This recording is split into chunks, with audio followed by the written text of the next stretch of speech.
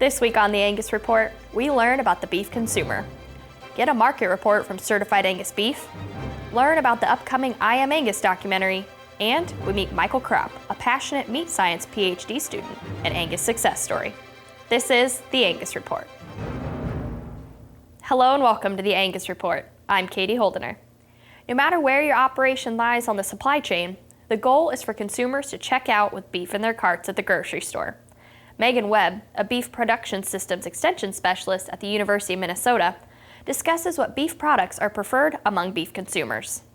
To try to describe our beef consumer, it's going to be a broad range. So we're fortunate that we have a lot of diversity of persons who do consume beef, and we know that beef is increasing in consumption, but that is a variety of persons. Overall, though, I think we can make the assumption that those persons are generally 2, 3, several generations removed from production agriculture. So a credence attribute would be a descriptor that would aid towards an understanding about a specialty item. So for example, would be like dry aged.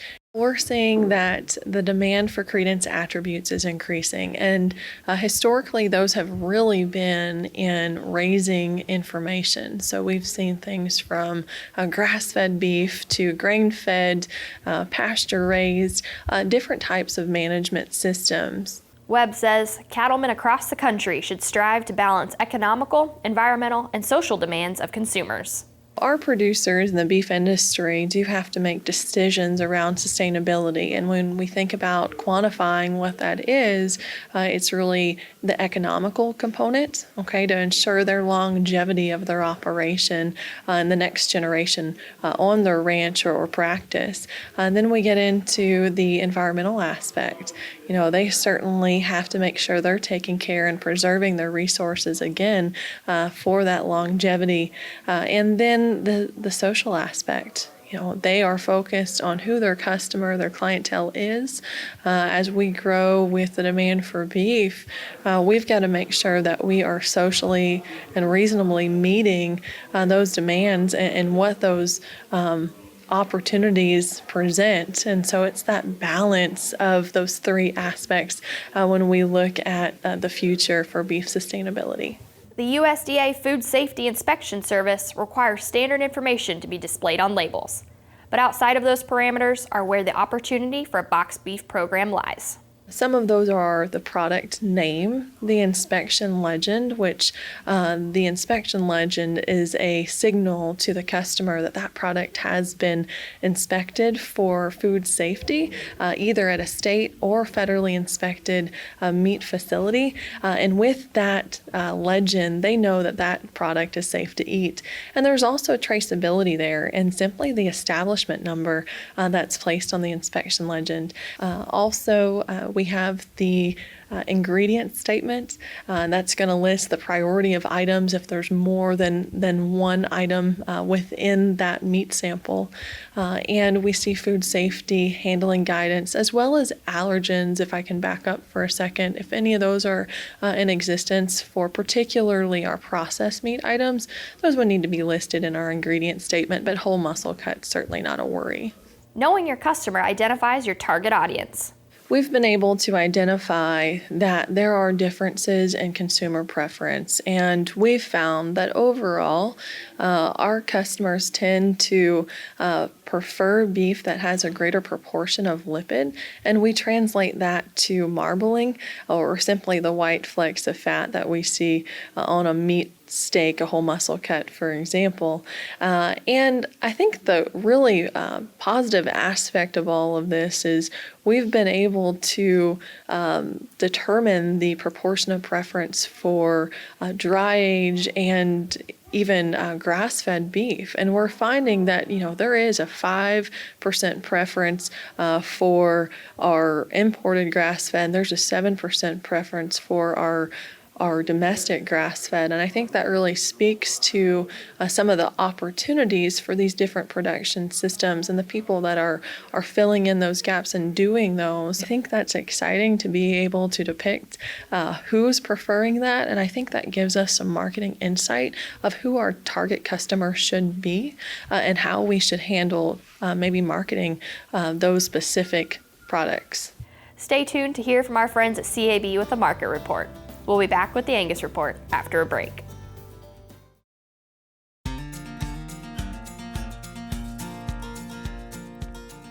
Welcome back. For decades, the quality standard established by the Certified Angus Beef brand specifications has set products apart from the rest. The demand for premium choice beef and above has also been consistent. Nicole Ursig is with Clint Wallencheck, Director of Packing. Today, our Director of Packing, Clint Wallencheck, and I are talking about the quality beef supply trends. Now, Clint, when we say quality beef supply, we're talking about premium choice and above, right? For sure, yeah. So what has historically this growth trend looked like? Well, really, it's been pretty unique here over the last several years as we have bottomed out cattle numbers there in 2015 and been able to rebuild the herd here over the last 4 years. The growth trend has really come from three avenues. The first would be just simply increasing the number of fed cattle that we process here in the United States. The second part of that would be the percentage of those cattle that receive an A stamp, or would be Angus and Angus cross, as considered by USDA. And then the third component of that is really the quality performance of those cattle and their ability to meet the 10 carcass specifications. And so within those three avenues, when we look at the overall harvest numbers, we've seen that number increase 15% since its low point there in 2015. We've seen the percentage of those cattle that are Angus and Angus cross receiving an A stamp at the packing plant increase about 6 percentage points to about 67% of the total herd. And then the percentage of those cattle that have been able to meet all of the 10 carcass specifications has also increased about 8 percentage points to where about 36% as we look at things here today in 2019. So we are sitting on the biggest supply of high quality beef we have ever seen. Do we see this changing? We do.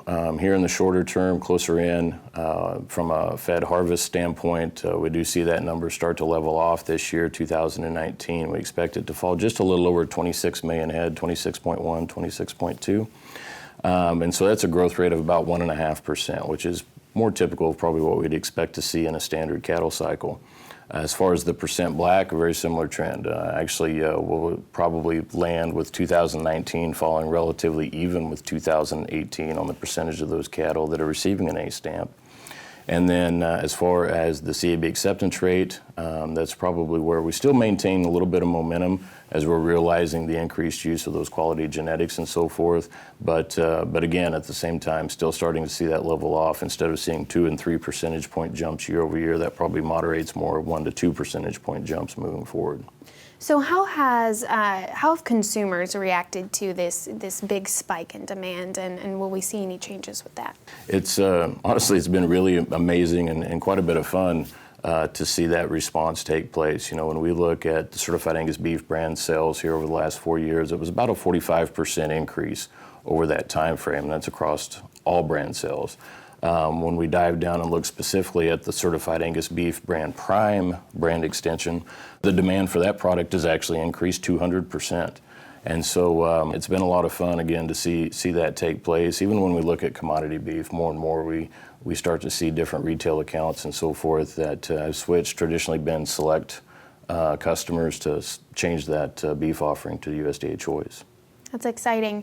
So we've seen consumers really do like this high quality product. What does this mean moving forward for cattlemen? I think the important component to keep in mind is that, quite frankly, the job's not over. As much advancement and increases that we've seen in quality beef production, again, here over the last 3 to 4 years, it becomes that much more important to continue that momentum as we no longer have the growth in the total herd size and total fed cattle harvest to increase those quality beef supply numbers. And so we're really going to have to rely on the use of those Angus genetics to get us more Angus and Angus cross cattle, and then the quality focus of those genetics and the ability of them to ultimately qualify for the brand's carcass specifications. Absolutely. Well, thank you so much, Clint. For more information like this, head over to cabcattle.com. We check in now on the latest cattle market news with the Cattle Facts Update. Hello, and welcome to the Cattle Facts Update. I'm Troy Bockelman. The first case of African swine fever was found in China over a year ago and has shown no signs of slowing. Prior to the discovery of the disease, China accounted for half of the world's hogs. In the last year, after culling the herd in an attempt to control the spread of the disease, China's hog herd has been decimated. In August, the Ministry of Agriculture in China reported year-over-year losses in the sow herd of just over 37%, with total hog inventory down nearly 39%. This is on the conservative side of figures, as industry experts estimate the number could be over 50% of the herd. With a 50% loss, it would take 86% of total beef, pork, and broiler global trade to fill the supply shortage, and 10% of global protein production would be lost. Imports have picked up in China, as July imports of beef, pork, and broiler were a record high 1.1 billion pounds, valued at $1.5 billion. While August levels pulled back slightly, year-to-date total imports are up 1.86 billion pounds from a year ago. It is clear that the protein supply shortage is apparent in China, as Chinese live hog prices are now record high and 4 times the value of the U.S. hog market. It is not only China that is suffering from this disease. Recently, 2 more U.S. trading partners have found African swine fever, South Korea and the Philippines. Cases continue to erupt in both countries, and while not major pork producers, both countries are large pork consumers and depend on imports to meet needs. With record production expected in the fourth quarter, the U.S. is in a position to supply protein to these affected countries. Through July, U.S. pork exports are up 1.8%, yet are expected to finish the year up 10%. The ramifications of this disease will take years to resolve. The disease continues to spread and will continue to be supportive to the U.S. markets. For the Angus Report and Cattle Facts, I'm Troy Bockelman. To learn more about Cattle Facts, your leading source for beef industry market information, visit cattlefacts.com. Next on the Angus Report, we get a behind-the-scenes look into the making of the next I Am Angus. Stay with us.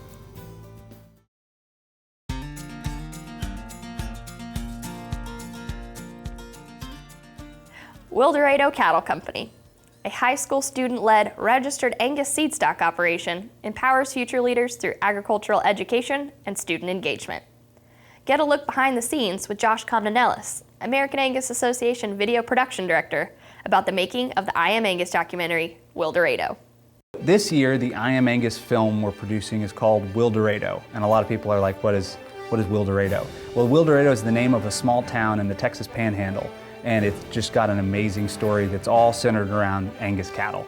So the basic plot line is we've got a small town that's really struggling, losing people. They build a school and they start a program at that school to draw people in and revitalize the town. And that program, created by the agriculture teacher, Cody Joe Bonds, and his small little group of students, is a registered Angus seed stock operation ran by the students, where they're the directors of herd management, of PR, of marketing, and everything. And they faced incredible odds to do this, and had just an incredible journey. And the thing that I think turned all of us to, this is the story we want to tell, is that of all the things that we all agree on, that we all think are so important, it's the youth. Young people, especially young people getting involved in the cattle business. It's just a great story. And the more we dug into it, the more we found out there was so much more to the story in terms of the small town, struggling against an economic issue and being innovative, and doing all of that through producing Angus cattle. So we think it's just a great story, and it centers around Angus, and it features Angus, and it's the kind of stuff we want to be telling. Working with the kids from Wildorado was awesome, and really, not just the kids, but everybody. When you get around people who are being innovative and want to change the world and want to do new things and push boundaries, that kind of excitement is just contagious, and it's just fun. It's just fun to be around those type of people, and that flows. What was neat about the story is to see that flows all the way from the school board and the local ranchers to the ag teacher to the kids, and they're all sort of pushed by this same passion and spirit. But of course the kids are full of energy and full of personality and full of character, and that's kind of a fun piece to the film, is you've just got a wide range of kids from different backgrounds, different attitudes, and when the town and the teacher has empowered them to really to say, no, we don't think you're just kids, we think you can do amazing things, and then they take that passion and say, okay, we can do it. In terms of the visuals of the film, you've got everything from they're out on the range and in West Texas, riding horses, and you've got just that whole Western feel and atmosphere to it. And then you've got this aspect of having kids in a classroom with a teacher, and just something that's lighthearted and fun and energetic, and also, a town that's being saved. And the best thing about it is it's a real story. And sometimes people ask us, like, that's a true story? We're like, yeah, that's a true story. I can't believe it either, but it just is. The thing I'm most excited for our membership to see is not really the central theme of the story, but something that is just implicitly there throughout. And that's the fact that there are young people coming into this business, and they are excited and they're passionate and they're, all ahead full, this is what we're gonna do. So it's not, some people worry that, where's that next generation? Who's coming forward? And Benson McAllister in the film says, don't worry, we're here, we're coming. And I think that's a cool piece to the story, just to see that you've got young people involved in it. You've got young people who are passionate about it. And I hope that's encouraging and exciting, to our membership. Something we're very, very excited about is the Wildorado kids from Wildorado Cattle Company are coming to convention. And as we've reached out as an association saying we want to see the youth get more involved, this crew that we're telling a story about, they're going to be there. They're going to have their own booth where they're there to sell their cattle company. They're there to do business, and they're excited to do it. Like I say, they don't see themselves as kids, they see themselves as business people, and they're excited to meet the other Angus breeders of America and make connections and learn and grow. And at Angus Convention, you'll also have the opportunity to see the trailer for the film premiered for the first time. Don't forget to tune in to RFD TV on December 26th to watch the film. We'll be right back.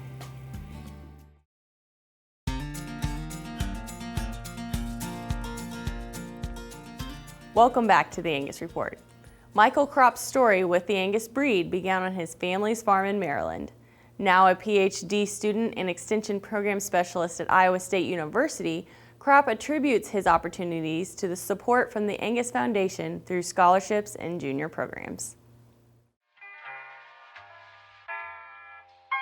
Hi, I'm Michael Cropp, and I'm a former National Junior Angus Association member and Angus Foundation scholarship recipient. So growing up, we grew up in Maryland on the East Coast. It's a really different feel than growing up, from what I can tell, in the Midwest. We had a small operation, primarily just Angus cattle. Also, heavily involved in 4-H and FFA growing up. Had market projects, not just with beef, but also with swine and sheep and goats. But cattle was the primary drive and the primary goal. That's what we did, as a family, not just, in the county or the state, but, traveled to regional and national Angus shows and cattle shows. And that was really kind of what brought us together as a family and what really meant the most. So growing up through Angus and coming to Angus Junior Nationals as an annual family tradition, when I was about 14 or 15, I decided to do something a little different I hadn't done before, and was one of the state voting delegates for the Junior Angus Board, or the Green Coats. Like, wow, this is really cool. These older members, I kind of looked up to them and saw them as really great people. And as that grew and adapted, my drive to actually be a green coat, grew and adapted with that. I ran for the board when Junior Nationals was in Indianapolis, and it was a really great opportunity, great experience. You're a family of 12. And that's something that everybody really felt being on the junior board, is we were one big happy family. So kind of, wanted to study animal science, and the Midwest is the place to do that. So I ventured my way out to Kansas to do a bachelor degree in animal science at Kansas State University. Got involved in a meat science club, which had some graduate students involved. And that's my first, those two activities kind of were my first both exposure to the meat science world, but also to graduate school. I never considered graduate school before meat judging. I had an opportunity available to study under my current major professor, so I ventured up to Ames, Iowa in spring of 2017. And then opportunity came after I finished my master's degree to stay for a PhD. One of the things growing up and coming through college, and coming through my master's degree into my PhD and just kind of being around an academic setting is I get a lot of enjoyment out of helping students that also are passionate, interested in what we do. And I enjoy teaching and I enjoy working with those students. The students that are really interested and really want to learn and ask a lot of questions, while they might be a minority in a given, say, undergraduate class, they're the ones that you really are doing it for. Like, they're the ones that really make you kind of feel all warm and fuzzy inside at the end of the day. I've been very blessed, both as an undergraduate and graduate student, to receive funding and supplemental help from the Angus Foundation. I can't tell you, can't express my gratitude probably into words very well, but without the Angus Foundation's support, I would not be pursuing a PhD most likely to this day. Undergraduate, being an out-of-state student, attending a school in the Midwest, it was expensive.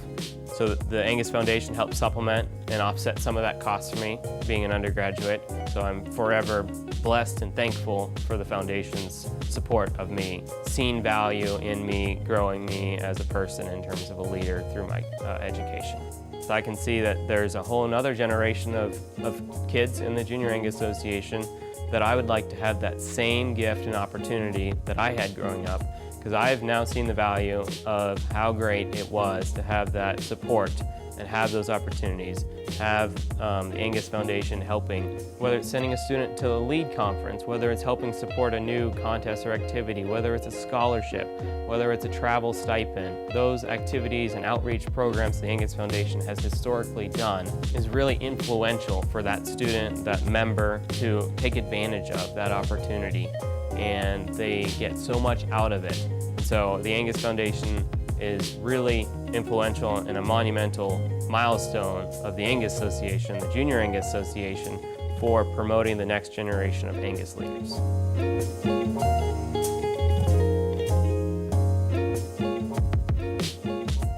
Michael has an exciting career ahead of him. That's a wrap for this week's Angus Report. Tune in next week for another episode. And we have some exciting news. To keep up with the digital trends, we'll be expanding our online educational resources. Subscribe to our YouTube channel, Angus TV, to stay updated. See you next week.